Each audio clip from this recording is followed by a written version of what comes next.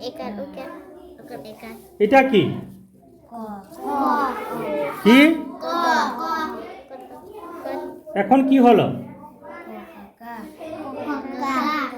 কা কা কা কা আকার দিলে কি হয় কা কা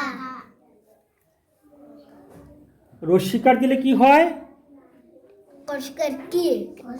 কি উচ্চারণ শুধু হবে কি কি এরকম এখন দিলে কি হয়েছে কদিকার দি কি কি এখন কি হয়েছে কষ্কার কু কষ্কার কু কু ও দীর্ঘকারে কত কি না কু কু